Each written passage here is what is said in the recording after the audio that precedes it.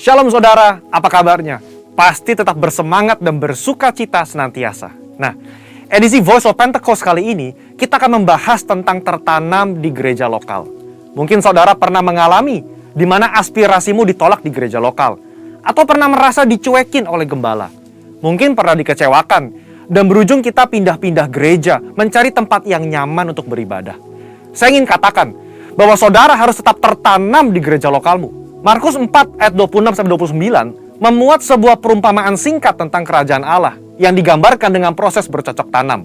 Ayat 27 berkata, "Lalu pada malam hari ia tidur dan pada siang hari ia bangun. Dan benih itu mengeluarkan tunas dan tunas itu makin tinggi. Bagaimana terjadinya tidak diketahui orang itu." Setiap proses untuk bertumbuh yang dialami sebuah benih terjadi di dalam tanah. Di tempat gelap, di mana tidak seorang pun yang bisa melihat dan mengetahuinya. Demikian pula dengan setiap kita sebagai benih. Ketika kita berkomitmen untuk tertanam di gereja lokal, kita akan mengalami berbagai proses yang mungkin tidak nyaman. Dan setiap proses tersebut tidak dapat dilihat oleh orang lain. Sayangnya, banyak orang yang menyerah ketika melewati proses krusial ini. Banyak yang tergoda untuk melihat rumput tetangga yang selalu terlihat lebih hijau dibandingkan rumput di rumah sendiri. Ingat, yang terlihat oleh mata kita hanyalah hasil akhirnya yang sudah tampak baik. Sementara yang tidak kita lihat adalah proses yang juga dialami oleh rumput tetangga ketika baru disemai dan masih di dalam tanah. Di era pandemi COVID-19 ini, di mana kita harus beribadah secara virtual, semua gereja berlomba-lomba dalam menyajikan konten yang terbaik, display yang estetik, musik yang menarik, dan kemampuan editing yang kekinian. Dalam sebuah survei yang dilakukan oleh Barna Research pada bulan Juli 2020, mengenai kehadiran jemaat lintas generasi dalam ibadah virtual di masa pandemi, 40% dari generasi baby boomer memutuskan untuk tetap tertanam di gereja lokal, 31% dari generasi X, dan hanya 30% dari generasi milenial yang tertanam di gereja. Padahal, benih yang terus-menerus dipindah media tanamnya akan membutuhkan waktu untuk beradaptasi di tanah yang baru. Dan tak jarang, benih itu akan mati dan tidak dapat berbuah lagi. Yohanes 15 ayat 2 menuliskan, "Setiap ranting padaku yang tidak berbuah, dipotongnya. Dan setiap ranting yang berbuah, dibersihkannya, supaya ia lebih banyak berbuah." Tuhan menginginkan pertumbuhan dari sebuah benih, dan agar benih tersebut dapat berbuah lebat kelak. Tentu saja, hal ini tidak dapat terjadi jika benih tersebut kerap dipindah-pindahkan. Jika kita tidak tertanam di gereja lokal, maka kita tidak dapat mengalami pertumbuhan yang sempurna. Bahkan tanpa kita sadari, kita bisa mengalami kematian rohani. Kita tidak dapat menikmati buah yang seharusnya dapat kita hasilkan apabila kita tertanam di gereja lokal. Lalu, apa hal-hal yang dapat terus mendorong kita untuk tetap tertanam di gereja lokal? Yang pertama, mengubah perspektif kita. Sekali lagi, ketika sebuah benih ditanam, ia diletakkan di dalam tanah yang gelap dan tak terlihat. Di situasi seperti inilah, perspektif kita harus dirubah. Ditanam sebagai benih atau dikubur seperti jenazah. Faktanya, di dalam tanah itu mungkin ada rasa kesepian. Tidak dilihat orang. Seakan-akan tidak ada jalan keluar. Saudara, kita bukan sedang dikubur, melainkan kita sedang ditanam. Jika kita berpikir bahwa kita sudah dikubur, maka tidak ada lagi pertumbuhan yang dapat kita alami. Namun ketika kita mengubah perspektif bahwa keadaan yang saat ini kita alami di dalam tanah adalah karena kita sedang ditanam, maka kita akan terus bertumbuh hingga waktunya benih tersebut akan tampak di atas tanah dan menghasilkan buah. Saudara sedang ditanam dan bukan dikubur. Kedua, jalani proses. Proses adalah bagian terpenting dari perjalanan hidup setiap manusia, di mana manusia dibentuk lewat hal-hal yang sulit agar menjadi semakin baik dan semakin kuat di kemudian hari. Alkitab berulang-ulang menggambarkan hidup manusia bagaikan tanah liat di tangan tukang periuk. Sebelum menjadi bejana, maka tanah liat harus melalui proses diremukan, ditekan, bahkan dimasukkan ke dalam tungku untuk dibakar sebelum bejana tersebut jadi sempurna. Tidak ada seorang pun yang luput dari proses. Ingat, proses inilah yang menentukan seberapa kuat akar yang akan kita hasilkan untuk menyokong seluruh pertumbuhan kita nantinya. Oleh sebab itu, mengalami berbagai proses di gereja lokal adalah hal yang wajar agar kita sebagai benih dapat memiliki akar yang kuat. Dalam proses itulah Tuhan sedang membentuk karakter kita agar semakin serupa dengan Kristus. Yang ketiga, berhenti membanding-bandingkan. Kita tahu cerita tentang Lea yang selalu merasa tidak dicintai oleh suaminya Yakub, karena Yakub lebih cinta kepada Rahel, istri keduanya. Pada saat itu, Lea melahirkan 3 anak laki-laki bagi Yakub, sementara Rahel mandul. Lea yang terus-menerus membandingkan cinta dari Yakub kepada Rahel merasa sedih, tertekan, kesepian, sampai ia mencurahkan perasaannya lewat arti nama yang diberikan ketiga anaknya. Kalau Lea terus-menerus membandingkan dirinya dengan Rahel, ia tidak dapat melihat berkat yang diberikan Allah kepadanya, yaitu anak-anak yang dikaruniai. Sama seperti kisah Lea, ketika kita sibuk membanding-bandingkan, kita tidak bisa melihat berkat yang telah Allah sediakan. Dalam konteks ini, ketika kita terus membanding-bandingkan gereja lokal kita, pemimpin kita, rekan sepelayanan kita dengan gereja orang lain, kita tidak dapat melihat berkat dan tujuan yang telah Allah tetapkan ketika Ia menempatkan kita di gereja lokal kita saat ini. Keputusan yang paling tepat bagi sebuah benih adalah untuk tetap tertanam di mana ia ditempatkan. Sebagai benih yang ditanam di gereja lokal, mari ubah perspektif kita bahwa kita sedang ditanam dan bukan dikubur. Jalani proses dengan ucapan syukur dan berhenti membanding-bandingkan. Maka pada waktunya kita akan bertumbuh dan berbuah lebat, sehingga buah tersebut dapat kita nikmati dan juga dinikmati oleh orang lain. Untuk penjelasan lebih lengkapnya dari tim teologi kami, silakan buka link yang ada di atas atau scan QR Code yang tersedia. Salam integritas, Tuhan Yesus memberkati.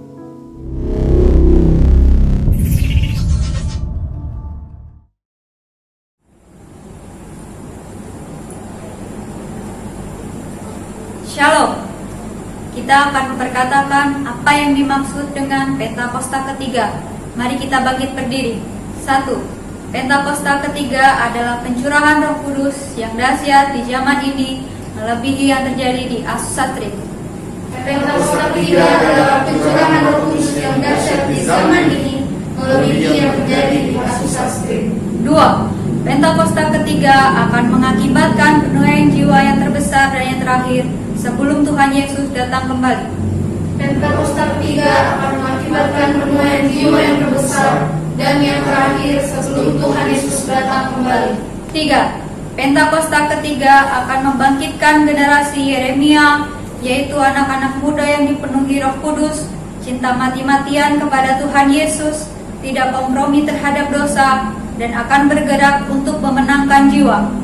Pentakosta ketiga akan membangkitkan generasi Yeremia, yaitu anak-anak muda yang dipenuhi Roh Kudus, cinta mati-matian kepada Tuhan Yesus, tidak berkompromi terhadap dosa, dan akan bergerak untuk memenangkan jiwa. 4. Pentakosta ketiga lahir di Indonesia yang bergerak ke bangsa-bangsa. Gerakan ini dari timur ke barat dan akan kembali ke Yerusalem. Pentakosta ketiga lahir di Indonesia yang bergerak ke bangsa-bangsa. Gerakan ini dari timur ke barat dan akan kembali ke Yerusalem. 5. Pentakosta ketiga akan memberikan kuasa untuk menyelesaikan amanat agung, dan setelah itu Tuhan Yesus datang kembali. Pentakosta ketiga akan memberikan kuasa untuk menyelesaikan amanat agung, dan setelah itu Tuhan Yesus datang kembali. Amin.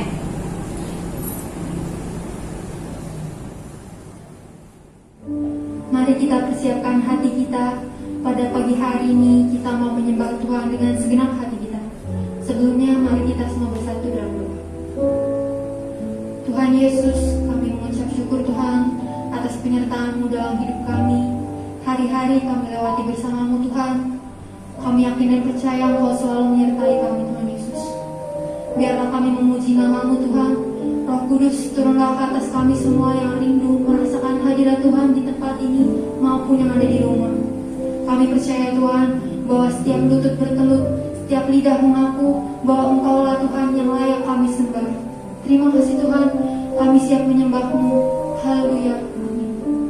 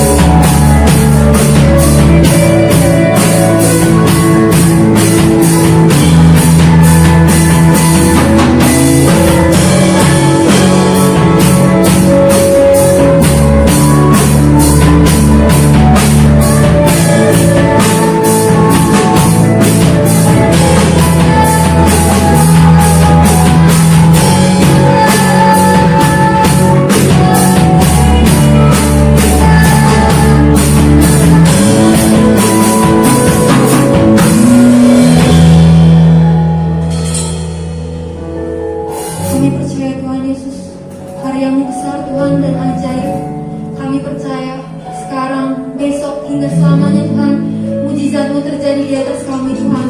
Yang sakit, yang lumpuh, yang buta, yang berbeban berat akan Engkau sembuhkan dan Engkau pulihkan. Terima kasih Tuhan, sungguh besar dan ajaib karya-Mu. Haleluya, amin. Mari saudara yang ada di rumah, kita mau melompat buat Tuhan. Yang siap silakan amin. Amin.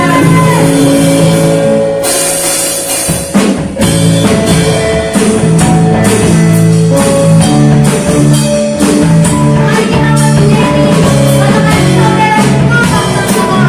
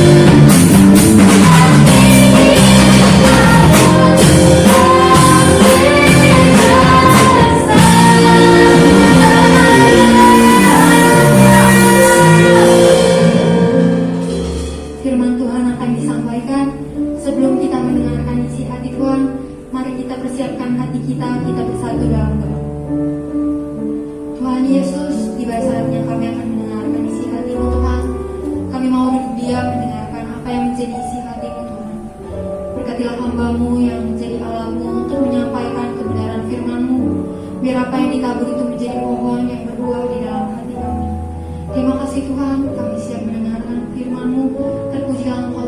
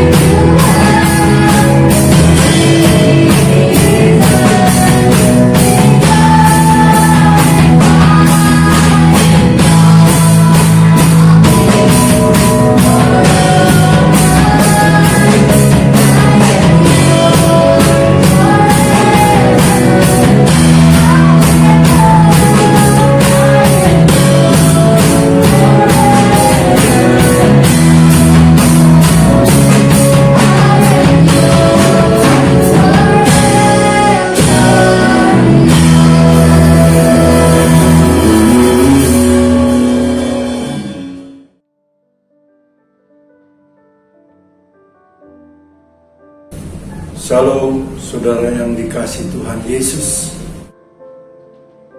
Apa kabarnya? Saya percaya keadaan saudara semua dalam keadaan baik dan diberkati Tuhan Yesus berlimpah-limpah. Saudara yang dikasihi Tuhan Yesus, kita senantiasa mengucap syukur segala kebaikan-kebaikan Tuhan Yesus yang Tuhan Yesus sudah berikan, terutama untuk kesempatan tetap beribadah. Saudara yang dikasihi Tuhan Yesus, mari saudara kita buka hati, pikiran kita arahkan kepada Tuhan untuk terima kebenaran firman Tuhan.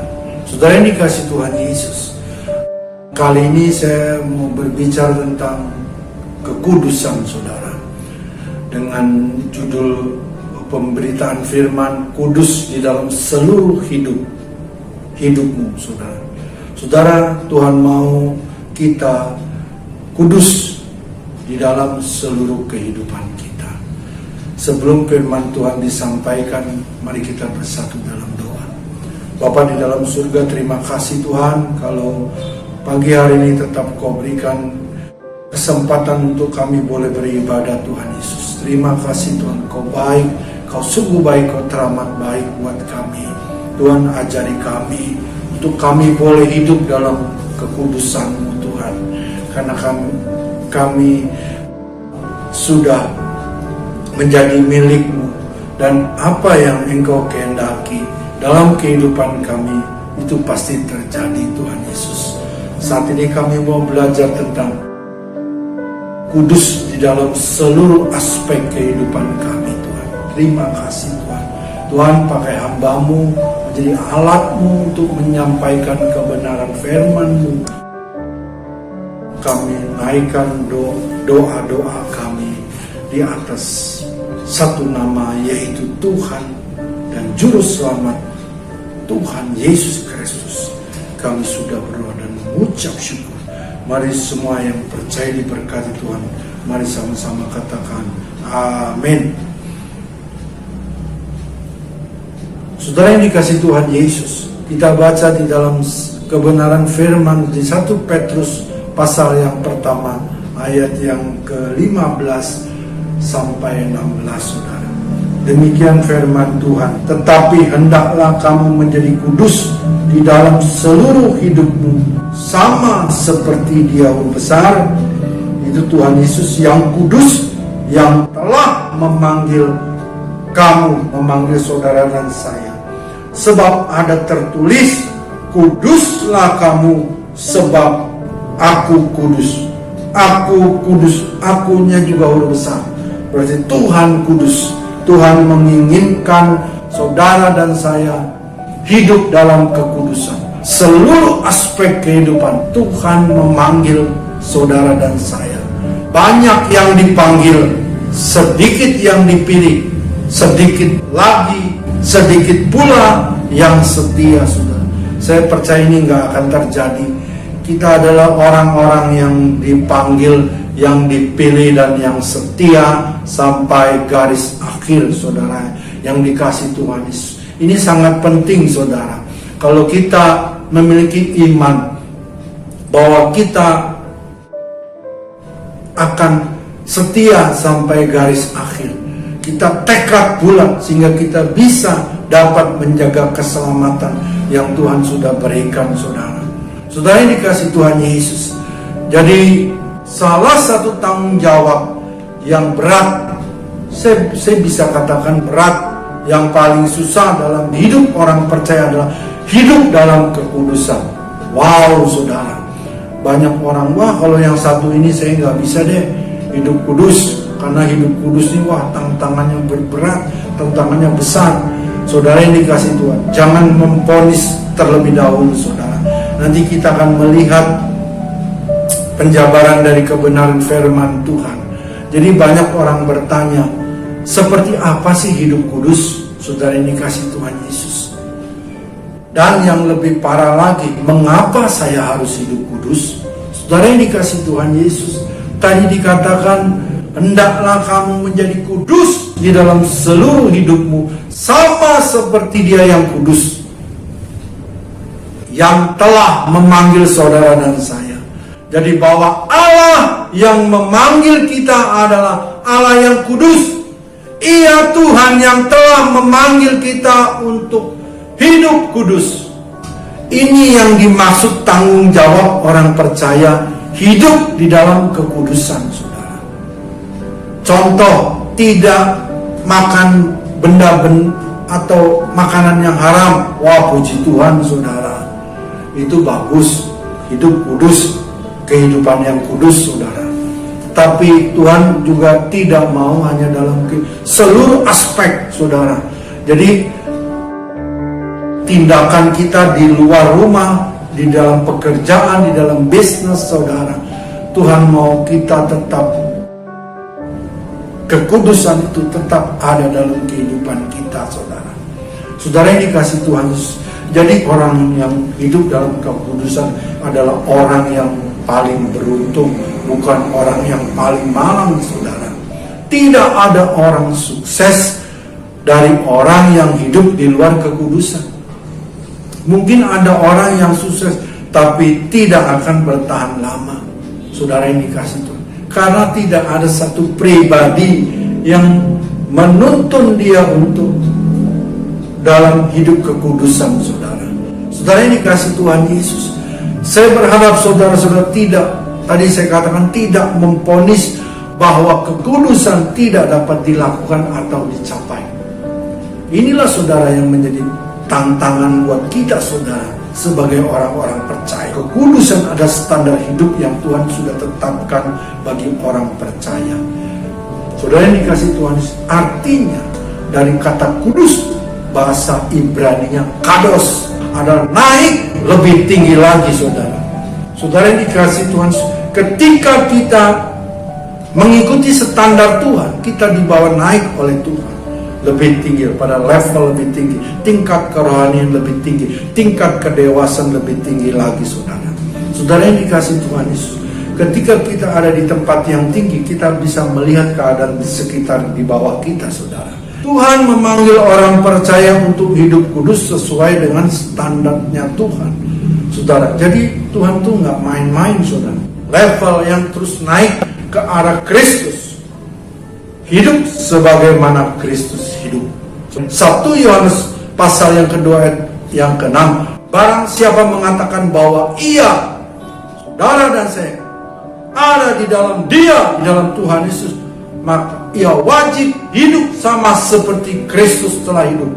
Wow, saudara, tidak ada alasan apapun kita diwajibkan hidup sama seperti Kristus. Kalau Tuhan berfirman, Tuhan pasti melihat dan Tuhan pasti mengukur bahwa saudara dan saya dapat atau mampu untuk mencapai standar yang Tuhan sudah tetapkan. Itu Tuhan kita, Tuhan yang hidup. Dia sudah mengetahui dulu, mengukur kekuatan saudara dan saya untuk hidup standarnya Tuhan, saudara. Karena Tuhan melihat ada potensi-potensi kesanggupan dan kemampuan untuk mencapai hidup kudus. Wow, Tuhan lebih tahu, saudara. Oleh sebab itu Tuhan tidak menentukan standar yang asal-asalan. Tuhan sudah mengukur, sudah Tuhan melihat, dan Tuhan tahu saudara dan saya mampu untuk hidup dalam kekudusan, saudara. Hidup dalam kekudusan yang Tuhan inginkan adalah hidup tidak bercacat celah. Ketika kita hidup seperti Kristus telah hidup, berarti kita sudah menjalankan apa yang menjadi standarnya Tuhan. Amin. Kalau mau hidup kudus, kita juga harus memiliki pikiran dan perasaan Kristus. Filipi pasal yang kedua ayat yang ke-5. Hendaklah kamu dalam hidup bersama menaruh pikiran dan perasaan yang terdapat juga dalam Kristus Yesus, saudara. Untuk memiliki hubungan pribadi, orang percaya harus memiliki hubungan yang langsung dengan Tuhan. Hubungan yang pribadi dengan Tuhan. hubungan yang intim dengan Tuhan, saudara. Saudara yang dikasihi Tuhan, Tuhan Yesus sebagai sentral, fokus bagi setiap orang percaya. Maka orang tersebut harus memiliki hubungan dengan Tuhan dan selalu berkomunikasi dengan Tuhan, sehingga standar kekudusan yang Tuhan Yesus inginkan dalam hidup saudara dan saya dapat tercapai. Saudara dan saya harus belajar kepada Tuhan Yesus dan memiliki kontak langsung dengan Tuhan. Wow, dahsyat saudara. Supaya mengerti mana kehendak Allah, apa yang baik dan apa yang berkenan dan yang sempurna, saudara. Untuk memiliki pikiran Tuhan dan perasaan Tuhan, hidup kita harus kudus.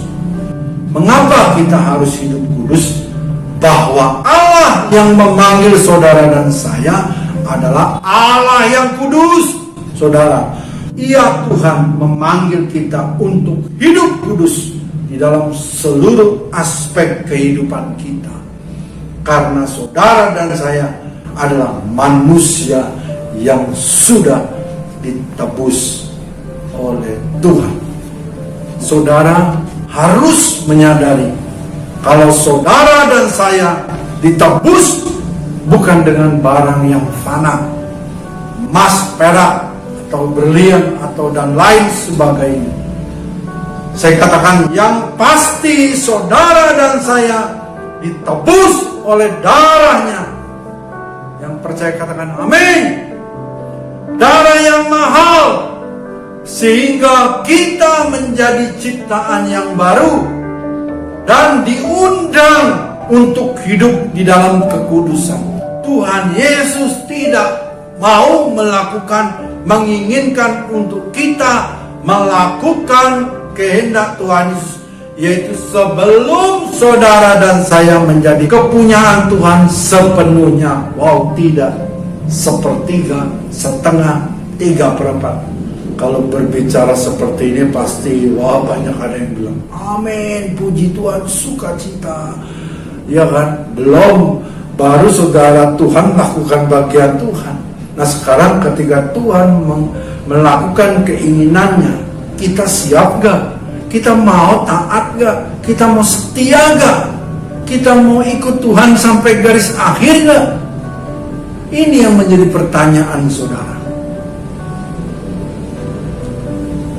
Kalau kita sudah ditebus dan menjadi milik Tuhan sepenuhnya, maka segala keinginan Tuhan dalam hidup kita dapat terlaksana dan terwujud. Yang mau katakan amin, berarti apapun yang dia inginkan, apapun yang dia kehendaki, dia akan berikan kekuatan, dia akan berikan kemampuan untuk saudara dapat mencapainya. Untuk hidup kudus, kita tidak boleh melakukan yang tidak sesuai dengan firman Tuhan, yaitu melakukan dengan pikiran dan perasaan dan tindakan yang tidak sesuai dengan pikiran dan perasaan Tuhan Yesus. Itu saja sudah berdosa. Ingat saudara. Jadi kita harus menaruh pikiran Kristus dalam pikiran kita, menaruh perasaan Kristus, perasaan di perasaan kita, saudara. Saudara yang dikasihi Tuhan, memiliki pikiran dan perasaan dan segala gerak, tindak, ucapan yang kita lakukan. Jadi pikiran kita porno, apa yang lain, jahat, pikiran yang negatif, saudara. Perasaan dendam, dengki, iri, perasaan yang tidak baik, saudara. Gerak kita nih entah kemana, bukan yang beribadah, tempat hiburan, nightclub dan lain sebagainya. Tindakan kita tidak pernah terkontrol sesuai dengan firman Tuhan. Ucapan yang kita lakukan terkadang membuat hati orang luka, saudara. itu ucapan yang perlu kita perbaiki, saudara. Jadi Tuhan menginginkan kita cepat mendengar, lambat untuk berkata-kata, saudara. Nah, sekarang saya memberikan ada 3 poin, saudara. Bagaimana caranya untuk kita dapat hidup dalam kekudusan, saudara. Yang pertama, hidup takut dan hormat kepada Tuhan. Kita baca dari firman Tuhan Ibrani pasal yang ke-12 ayat yang ke-28. Jadi karena kita menerima kerajaan yang tidak tergoncangkan, marilah kita mengucap syukur dan beribadah kepada Allah menurut cara yang berkenan kepadanya dengan hormat dan takut. Saudara yang dikasih Tuhan Yesus, jadi kita sudah menerima kerajaan yang tidak tergoncangkan. Jadi yang pertama, marilah kita mengucap syukur. Jadi kerajaan yang tidak tergoncangkan, marilah kita mengucap syukur. Mengucap syukur dalam segala hal. Keadaan lagi enak, tetap mengucap syukur. Amin. Keadaan lagi tidak enak, tetap juga mengucap syukur. Haleluya, saudara. Saudara yang dikasih Tuhan Yesus, mungkin banyak ada yang berkata nggak mudah, Pak. Memang tidak mudah, tapi inilah yang dikehendaki Tuhan. Senantiasa kita mengucap syukur karena itulah yang dikehendaki Allah. Memiliki hidup takut akan Tuhan, hidup senantiasa memiliki ketaatan, taat. Walaupun keadaan apapun kita belajar taat. Yang mau katakan amin. Terus hidup senantiasa setia. Kita sudahkah hidup senantiasa setia kepada Tuhan? Melakukan firman, hidup di dalam apa yang Tuhan inginkan, Tuhan kehendaki. Karena kita adalah milik kepunyaannya. Berarti Tuhan berhak sepenuhnya dalam kehidupan saudara dan saya. Menghormati apa yang menjadi keputusan Tuhan. Saudara yang dikasih Tuhan Yesus, kita belajar menghormati. Mungkin awalnya kita tidak mengerti keputusan Tuhan, tetapi kelak pada akhirnya kita tahu keputusan Tuhan itu yang terbaik. Haleluya, saudara. Saya juga mengalami, saudara. Mungkin saya bersaksi bahwa saya mengalami perpisahan dengan mama. Saya berpikir, sering bertanya Tuhan, apa saya nggak ngerti apa ini rencana Tuhan seperti ini, tapi saya serahkan, percaya, saya hormati apa yang menjadi keputusan Tuhan, bahwa kelak yang saya tidak mengerti, pada akhirnya saya akan diberi mengerti oleh Tuhan bahwa keputusan yang Tuhan ambil itu adalah yang terbaik. Amin, saudara yang dikasih Tuhan Yesus. Yang kedua, memiliki pikiran dan perasaan Kristus Yesus. Filipi pasal yang kedua ayat yang kelima. Hendaklah kamu dalam hidupmu bersama menaruh pikiran dan perasaan yang terdapat juga dalam Kristus Yesus. Sudahkah di dalam kehidupan ini kita memakai pikiran Kristus kita pakai? Bukan pikiran manusia, saudara, tapi pikiran Kristus. Kita pakai walaupun kita belum baru berapa persen, tapi kita mulai gunakan. Kita berpikir positif, saudara. Jadi pikirkan perkara-perkara yang di atas, saudara. Saudara ini kasih Tuhan Yesus. Karena kita tahu bahwa ketika kita melakukan apa yang berkenan kepada Tuhan, kita sedang mengumpulkan harta yang di surga, saudara. Ngengat, pencuri, karat tidak ada, saudara. Karena kita memikirkan perkara-perkara yang di atas. Kita memakai perasaan Kristus. Adakah kita memiliki belas kasihan, compassion, saudara? Kita belajar. Saudara ini kasih kita senantiasa diajar oleh Tuhan untuk memiliki belas kasihan. Saudara, saya juga mau bersaksi kalau mama saya itu kalau ada, udah kasih, udah beri aja, udah kasih beri, saudara.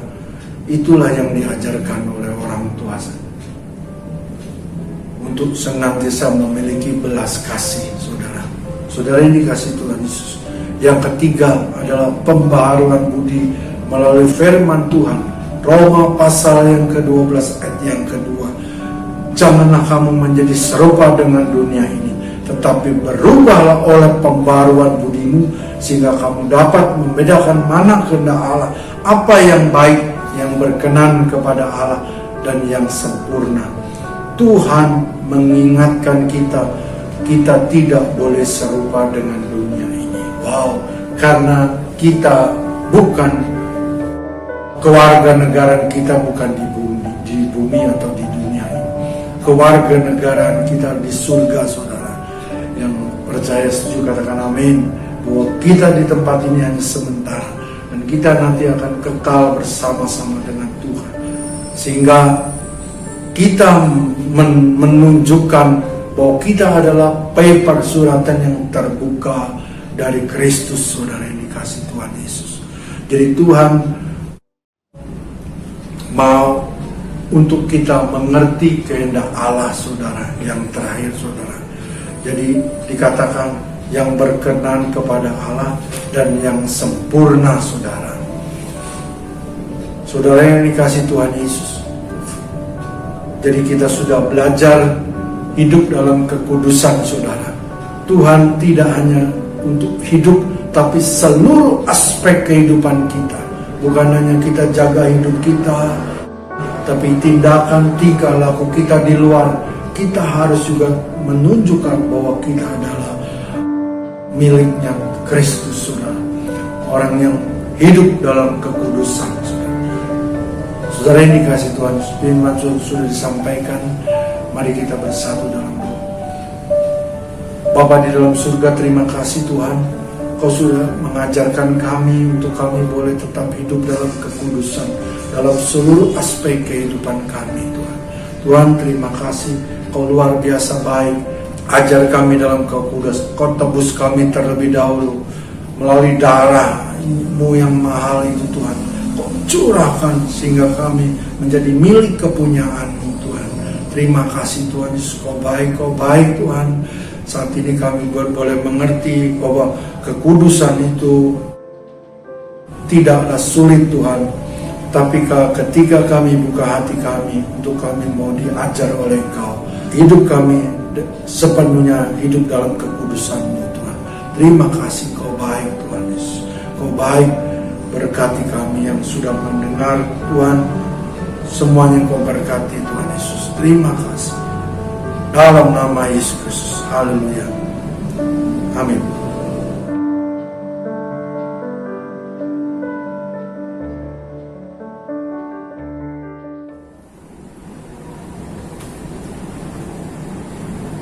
Mari kita bangkit berdiri. Kita akan memperkatakan visi Rayon 1H menjadi keluarga kerajaan Allah yang memenangkan jiwa-jiwa dan berdampak bagi dunia.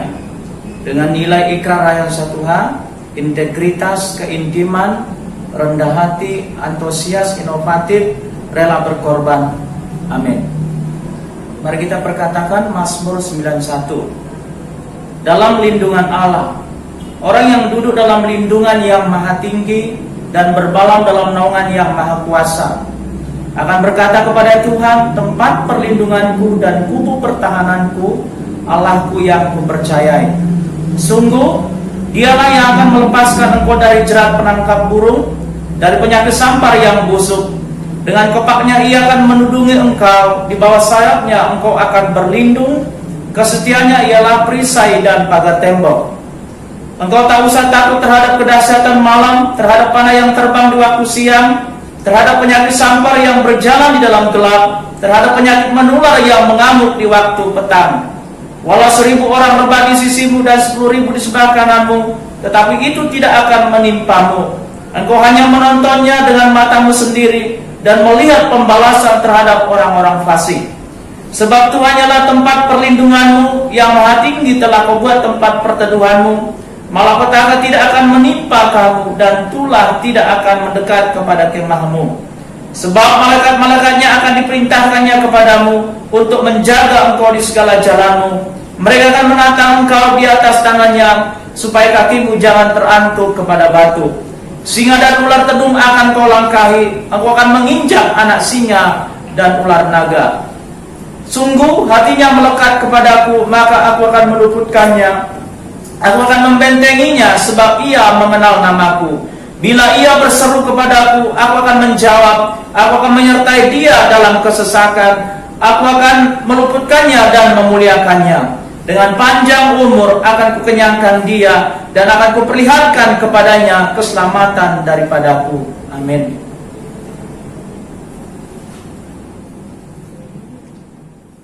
Sebelum kita menerima berkat dari Tuhan, mari kita mengangkat kedua tangan kita sambil berkata,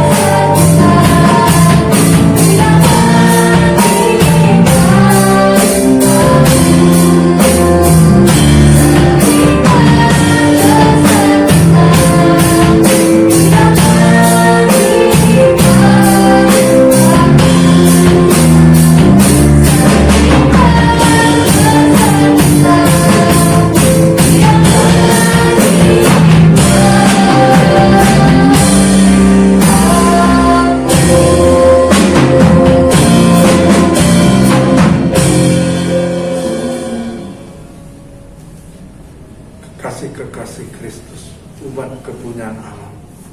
Terimalah berkat yang berlimpah-limpah, kasih, sukacita, damai sejahtera dari Allah melalui anaknya yang tunggal, Tuhan Yesus Kristus, dan persekutuan yang indah bersama Roh Kudus menyertai kita semua hari ini sampai Maranatha. Tuhan Yesus datang menjemput kita semua di awan-awan yang permai, bahkan kekal selama-lamanya. Semua yang percaya diberkati Tuhan berlimpah-limpah. Mari sama-sama katakan amin. Tuhan Yesus memberkati berlimpah-limpah.